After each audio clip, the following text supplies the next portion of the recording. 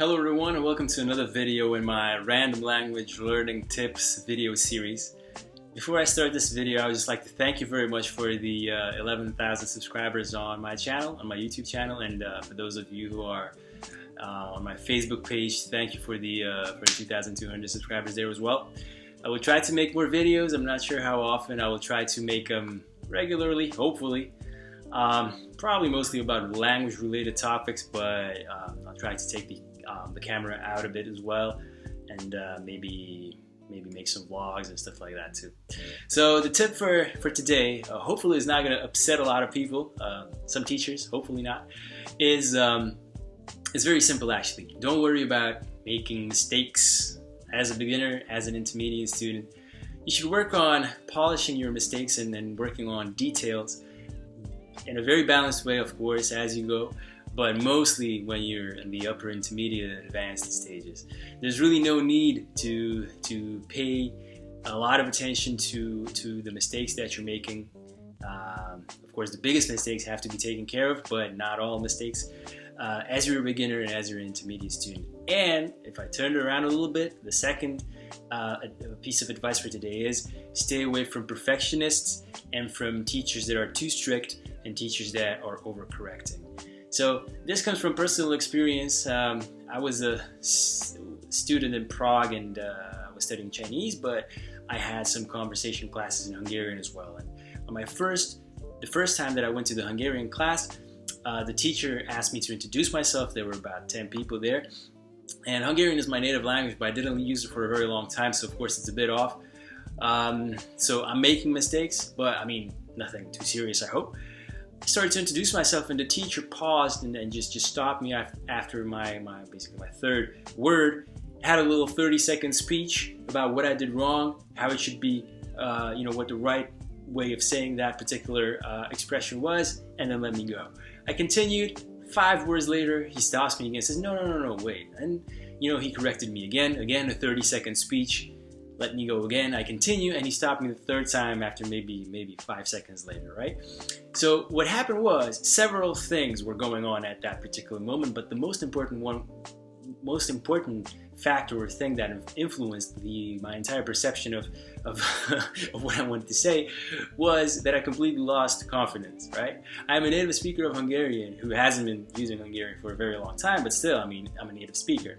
And I lost confidence to a point that after the third correction by the teacher, I really wasn't able to say almost anything, because what happened was I was concentrating more on not making mistakes and most of all, preventing the teacher from correcting me, right? So this is a disaster because I have been basically, I went from a fluent speaker with mistakes to a zero speaker with maybe no mistakes, but if you compare the two, being a fluent speaker with some mistakes is like 100 times better than being no speaker or like a 2% speaker with 0 or 1 mistake, right? So after that, I still remember that story because it so many times when I was teaching someone or someone was correcting me or whatever, this constantly sort of came back to me, and I just wanted to share this one thing, especially to teachers. And I'm not a professional teacher with a lot of experience, but I have teaching experience, so I definitely do not want to school teachers who have been teaching foreign languages their entire lives.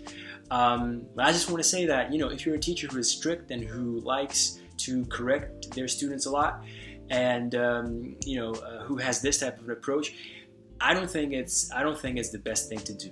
The outcome of the class, the whole idea of the student seeking a teacher's advice is for the student to advance faster.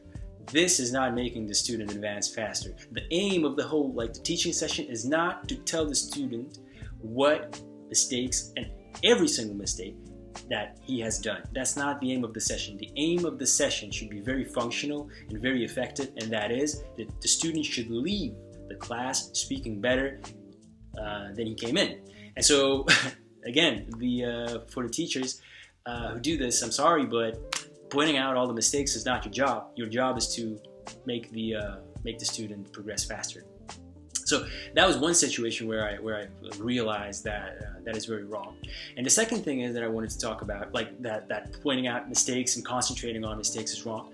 And the second thing that I wanted to talk about was that when you concentrate on mistakes, when you over concentrate, of course you can't talk like a Neanderthal, and you have to take care of the greatest mistakes that you're making, because otherwise you won't improve.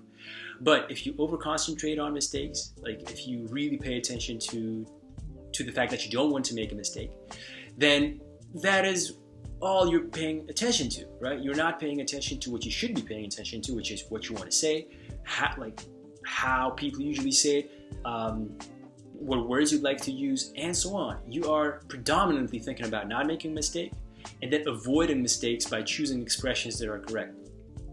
And that is taking away a lot of energy and concentration from you, right? There are extremes. There are people who don't care about what mistakes they make at all. I don't think that's good. There should be a balance. But this video is not about that. This video is about not worrying about making mistakes, too many mistakes as a beginner and as an intermediate student, and staying away from perfectionists. Basically, that's what I wanted to say. All right.